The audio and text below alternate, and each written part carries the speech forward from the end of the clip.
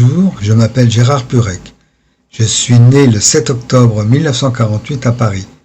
Je suis traducteur et musicien.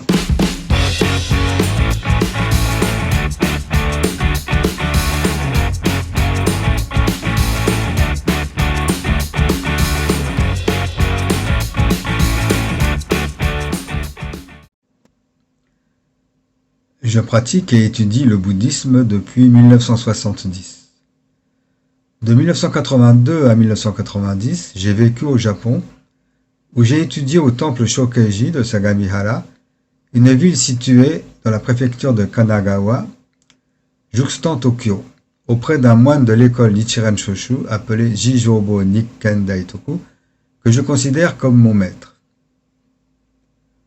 À mon retour en France, j'ai entrepris la publication d'une revue d'études intitulée « Le bouddhisme de l'école Fuji », ainsi que des compilations que vous pouvez retrouver sur le site du même nom.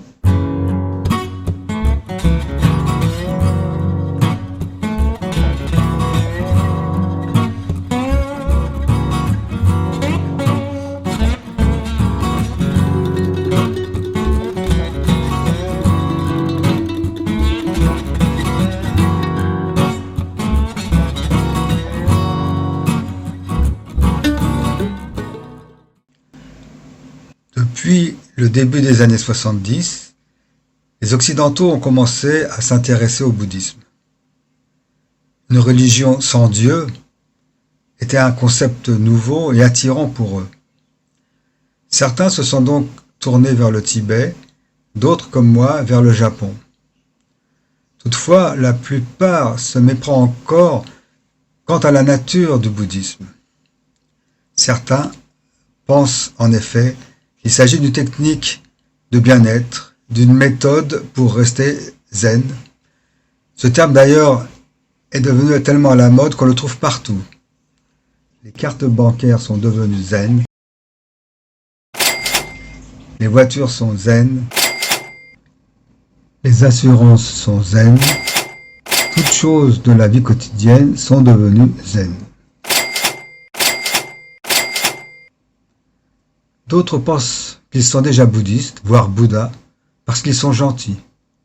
D'autres encore pensent que les mantras bouddhistes sont une sorte de formule incantatoire permettant d'obtenir les bienfaits immédiats, santé, argent, position sociale, amour, valeurs autant futiles qu'illusoires, que possédait d'ailleurs le Bouddha avant d'accéder à l'éveil, et qu'il rejeta pour rechercher la vérité.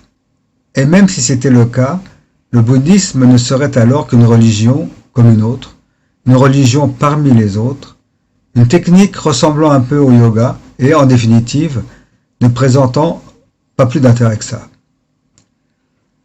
Le bouddhisme est appelé la voie intérieure, en japonais Naido, tandis que les autres religions, idéologies et philosophies sont qualifiées de Gedo, les voies extérieures.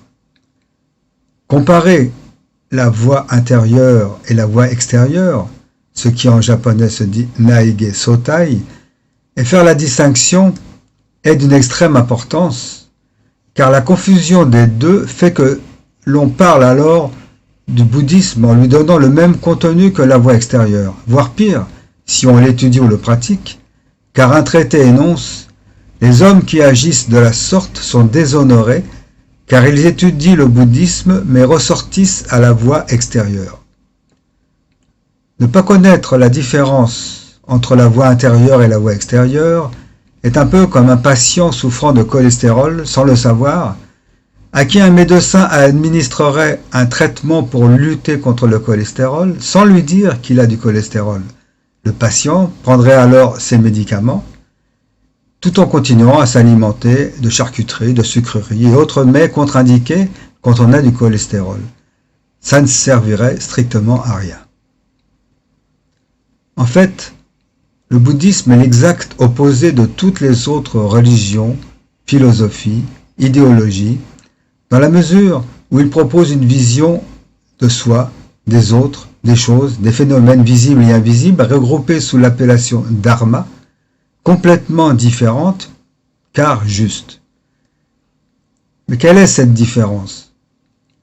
Nous, les êtres humains ordinaires, sommes incapables de percevoir la réalité qui nous entoure. Les neurosciences ont déterminé que notre cerveau crée sa propre réalité, son propre monde, qui est déformé essentiellement en raison des caractéristiques du système visuel qui permet d'agir sur la réalité. Dans une série documentaire intitulée « Qu'est-ce que la réalité ?», le docteur David Eagleman entraîne les spectateurs dans un voyage extraordinaire, explorant comment le cerveau enfermé dans le silence et l'obscurité, sans accès direct au monde extérieur, construit une réalité multisensorielle et évoque le monde riche et beau que nous considérons tous comme acquis.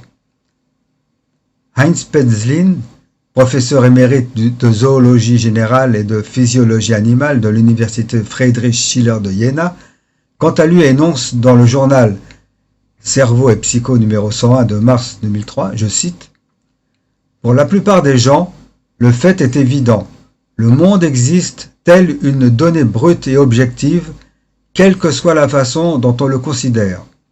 Le ciel est bleu, la neige est froide, la rose que je tiens à la main exhale un parfum suave et le chant du rossignol est enchanteur. Toutefois, les expériences menées en neurosciences révèlent que le cerveau ne fournit pas une photographie du monde extérieur.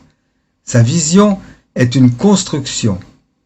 L'être humain, comme les autres animaux, vit dans un monde qui lui est propre, celui de ses perceptions partiales. Où est la réalité ? Il y a probablement autant de réalité que d'espèces animales et de modes de perception. » Fin de citation. Ce que les neurosciences, les neuroscientifiques ont compris et prouvé à la suite de longues recherches, mais qui reste encore au niveau de la théorie scientifique, le Bouddha Shakyamuni, lui, l'a expérimenté. Il l'a vécu physiquement et spirituellement. En réalisant l'éveil, la bouddhéité, Siddhartha Gautama, le fondateur du bouddhisme, que l'on appelle le Bouddha, c'est-à-dire l'éveillé, vécut une expérience unique. Il expérimenta l'absolu. Instantanément, il fut débarrassé de toutes les dualités, de toutes les notions illusoires que les êtres ordinaires que nous sommes prennent pour la réalité, et donc, il fut libéré de toute souffrance inhérente au cycle des vies et des morts. Une fois qu'il eut réalisé l'éveil, le Bouddha n'eut plus qu'un seul objectif, faire en sorte que tous le réalisent à leur tour. C'est ce qu'il dit clairement dans le 16e chapitre du Sutra de Lotus, la longévité de l'ainsi venant. Je cite, « Je me fais à chaque fois cette réflexion.